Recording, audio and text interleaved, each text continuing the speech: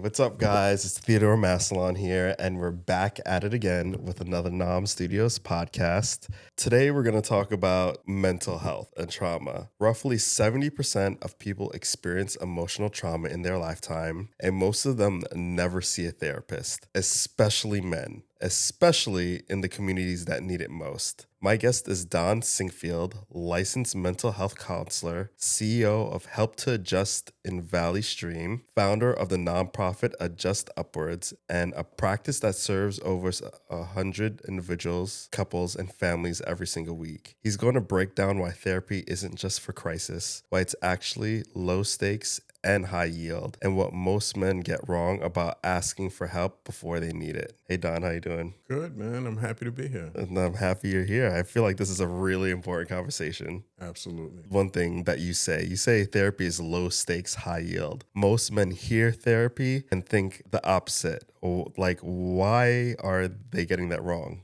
Well, especially being from the Black community, I'm from Queens, and Same. I grew up with these norms that exist that say that if you are going to see a counselor, you are obviously having a breakdown. You must be one step away from not functioning, and that is absolutely the wrong way to look at it. The reality is that we, mental health providers, are bound by HIPAA, so you're protected legally. There's been a lot of talk recently about licensing, and if people are licensed, then they are bound by very strict guidelines of how your privacy and just everything about your treatment is guided. And so you are protected. The stakes of getting counseling usually leads people to a better place. It's really low stakes. You don't lose anything. Even if you meet with a counselor and it's not a good match, you can go and find another counselor. But journaling your thoughts, speaking about your thoughts and feelings, learning where they originate, and getting some intervention with dealing with those things directly, it's a beautiful thing. Yeah, it is a beautiful thing, but I would say that as like a Black man, it's hard because one thing that I do is I do try to journal. I wouldn't say I journal a lot, but every now and then I have a journal that I write in, and I have wanted to take care of my mental health by talking to a counselor or a therapist, but I feel like it's hard finding one, especially one that is in our community, woman or man, doesn't matter. I just feel like the last time I looked for one, I didn't get a call back. So that like turned me off. But like speaking to everyone, like where can we start? That's an excellent question. Being matched with the right person definitely makes all the difference. And we field phone calls every day. We get email. We get all types of requests. Personal phone calls come into me. Don, can you connect me? And we try not to let anyone slip through the cracks because, like you said, when you're looking, it is very real. Like you've actually gone into a vulnerable place. Say, let me get the help, and then if you don't get a call back, it's a big deal. So the first thing that I would say is psychologytoday.com. They have a comprehensive directory of therapists, psychiatrists, all types of psychology broken down into genres is not the right word, but really, like if you want to see someone for dialectical behavioral therapy, you can find that in the search. Anger management, couples, depression, anxiety, adjustment disorder, it's all there. And if you Google therapists of color or Black therapist or any designation that you want, you can really find websites and directories that will tell you they're within you. And so what's a common misconception that you usually hear with first-time clients or first-time just people who are trying to take care of their mental health? Well, one thing is what I first mentioned about privacy, and that is that somehow if I come to therapy, people are going to find out about it. I've known people who wanted to become law enforcement officers. I don't want to come to counseling because, I'm trying to get this job or I'm trying to get promoted if you're already in the job and think that somehow what you say is going to show up on some medical record. First thing is that the medical record is only if you want it delivered to someone. That's the only time that we can share that. And secondly, we don't put details about exactly what was said and what you think in the medical record. We put more general things like relational issue with partner and the interventions that we're using to help. But, unless there's something very extreme like possible suicidal ideations or other things the person is talking about, then we're not talking about those things. What would you say to people who feel like they don't necessarily need mental help? For example, like I don't have suicidal ideations, but I am almost 40 with a wife and two daughters, a director at a community health center, running my own business. It's not that I feel like I need mental health, but it's kind of more like maintenance, like see where my mind is, see where I'm going, help me get clarity. What do you say to people like that? Because you think most people like me are just like, oh, I don't know to go see a therapist, I don't need to talk to people. But like me knowing enough, no, there's something called like maintenance or just clarity. You are wise to know that because truly, most people, even if you go back to the 1980s or 1990s, most people were not suffering breakdowns. They were walking around with ideas in their head that might have been hurting them mentally, emotionally, because I didn't get this promotion, and I really had this idea that I was going to be tiring as a, director, and I'm not there. I'm kind of like a failure, money or sending your child to college or any of the things that were challenges. People quietly walked around and suffered anxiety and even depressive episodes because of those things. Truly, we are in a different time where roles are changing for everyone. Teenagers now have different roles that they didn't have, maybe 40 years ago, more pressures on them. Life is more public with social media and reality TV, et cetera. So, we ought to realize that most of what we need can get from therapy is actually me. Do you really think that, during the 80s and 90s, people walk around? Was it because people walking around with those thoughts, those ideas, we didn't hear much of it? Did you think that it really wasn't happening? Or do you just feel like because of the exchange of information is so immediate now with social media and everything, that we just hear about it more? No, I think it's exactly. I think that it was absolutely happening, and possibly a lot of the suffering that happened was not publicized in any way, shape, or form. Now people are talking about food porn, had oatmeal with blueberries for breakfast, Yeah. and so people are really talking about everything Yeah. now, and that means that when people are dealing with things, especially women. They're talking about it on social media, on different outlets. And men, I think, need to catch up. And they don't have to do it in the same way. But I think that the superpower of women is the collaboration and the talk. And there's not a fear of being ostracized. Like men are still having the idea that I don't want to come across as weak in any way, shape, or form. You started as a teacher and school counselor before becoming a therapist. What did the classroom teach you that grad school didn't? The classroom, in terms of just teaching students, I think really did teach me that young people needed a lot of assistance.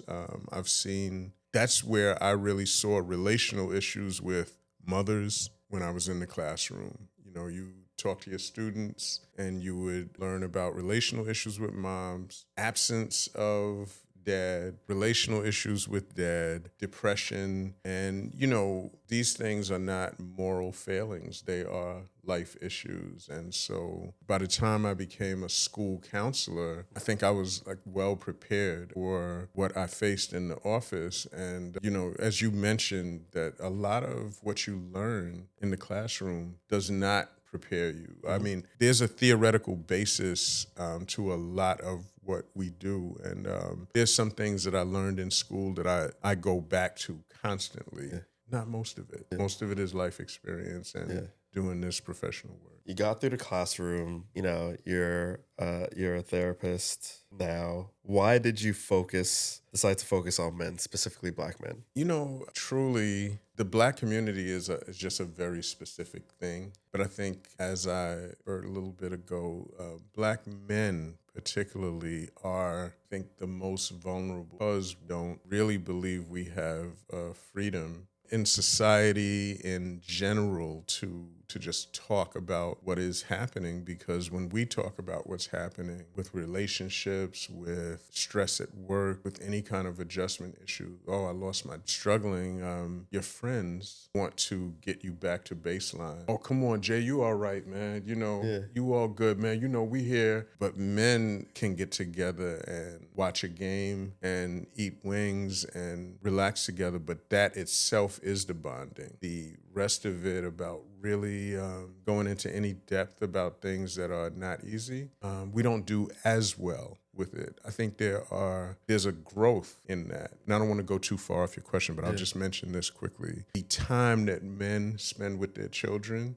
compared to 1990 is up like over 40% more time that we spend with children. And it's no longer the distant father who just makes the money and comes home and says, look, just bark some orders, clean up that room, do this or do that. Where's my food? There's more emotional growth taking place, I think, in men across the board, but we still have a lot of work to do. So you don't think the barbershop talk, going to the barbershop is probably one of my most favorite experiences ever. Only because I felt like I could, it's like the spa for me. I get to relax. My hair is cut. It's relaxing. You hear the jokes, you hear the banter. Sometimes there's serious conversation. You think that it needs to be more than that? I think so, mostly because in the barbershop, there is a familiarity and comfort to that space that I relate to when you say it. I mean, I came up going to different shops, and it was, always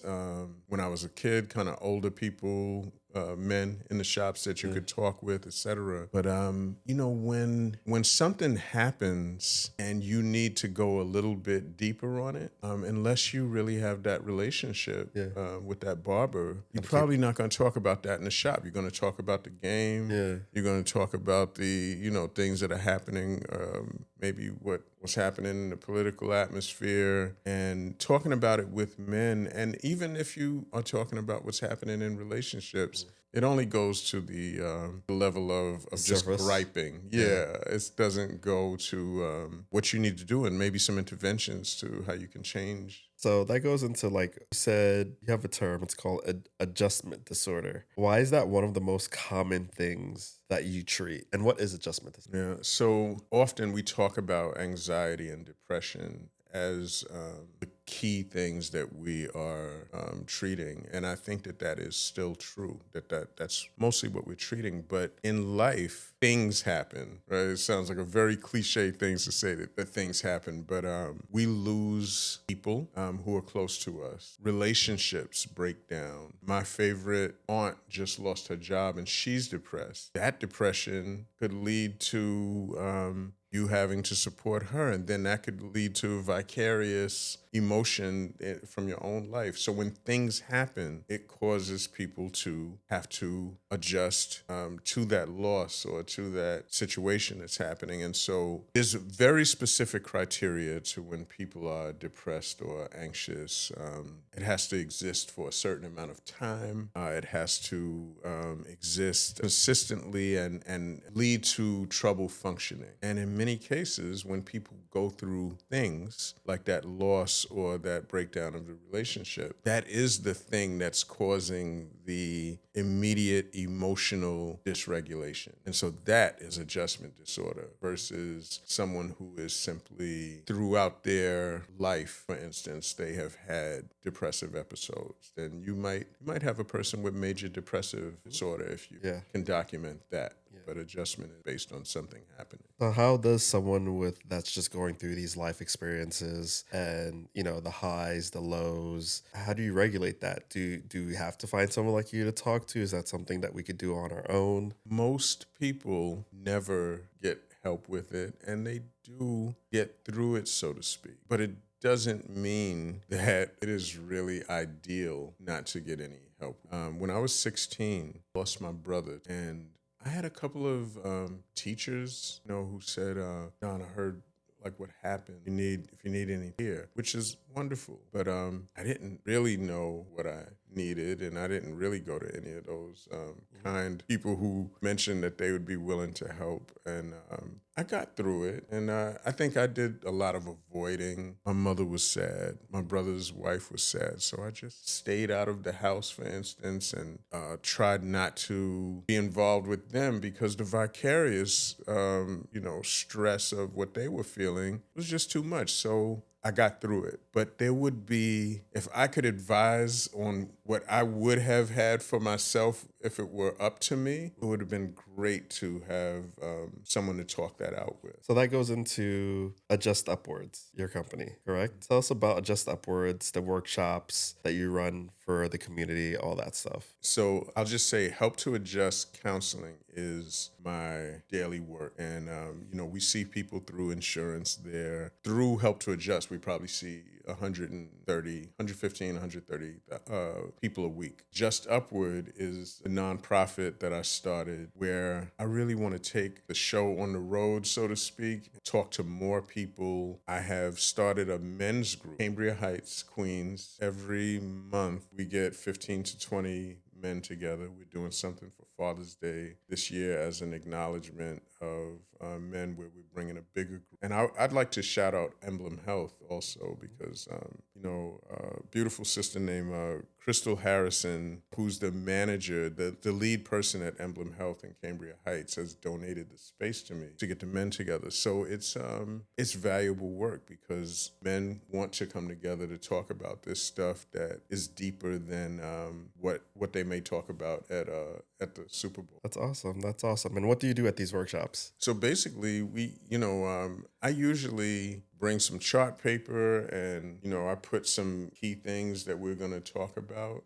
But usually I let the conversation freestyle some. And men are talking about everything from physical health and what they're doing to take care of themselves to relationships, to community issues. Queens recently, gun violence. We're discussing all things that are related to wellness. Also working with Young Men Strong, an organization there. So through Adjust Upward, we're just trying to touch as many can. And it's not limited to men. Have you ever dealt with the group in Brooklyn, Gentleman's Factory? Oh, yeah. Yeah. I have. Yeah, I'm part of Gentleman's Factory. Okay, wonderful. Yeah. I went to an event a few years ago, and I know that Yeah, they do. Like, you should connect with them. So for a man listening right now who's quote unquote handling it, what's the first step? Life is always in the way. Some of the men that you're talking about that are handling it, there's there's a family event coming up. There's an wife that he's helping her with. Maybe there's a daughter in college, me. Maybe there's, a number of things. So the first thing I would say is to write yourself into the equation, meaning that if something is plaguing you and you can think back, and this is where journaling comes in. If you're writing about the same thing in June that you were writing about in January, for instance, or you're thinking the same thoughts or worrying about something, or there's a self-concept issue that keeps coming up for you, then we need to ask ourselves whether we need a little assist with it. And getting the assist, low stakes. You can come and consult and talk with someone. I'll tell you a 30-second story. I had a gentleman who came in because he was dealing with sports. I won't say a lot of detail here because it's a small community, but he was dealing with sports. And in the sport that he was playing, he was dealing with competitiveness, and people were actually on his team were making him feel like he wasn't good enough. And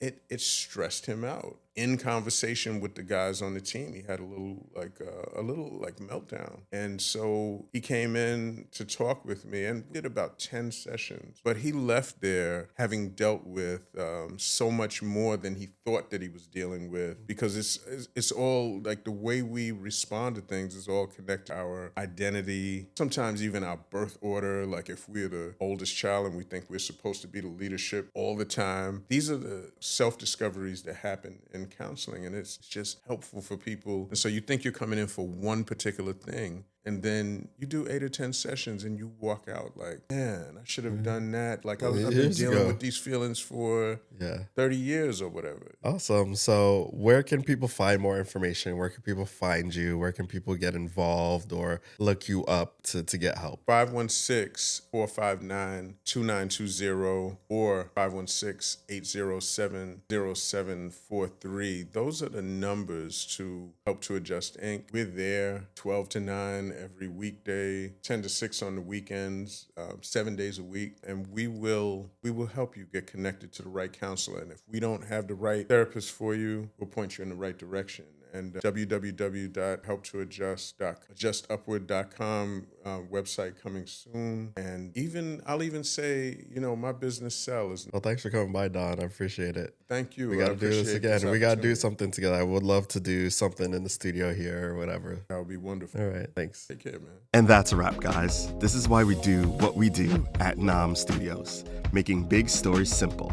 If this hits home, share it with somebody who needs to hear it. Until next time, stay creative, stay hungry, stay Nam.